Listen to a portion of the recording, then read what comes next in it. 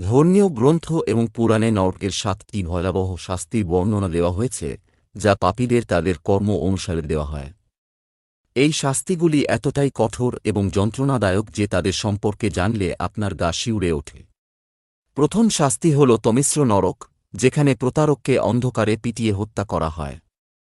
দ্বিতীয়টি হল অন্ধামিশ্র, যেখানে যারা তাদের স্ত্রী বা স্বামীর সাথে বিশ্বাসঘাতকতা করে তাদের অন্ধকার কূপে ফেলে দেওয়া হয়, যেখানে তারা কিছুই দেখতে পায় না এবং তারা যন্ত্রণা সহ্য করতে থাকে।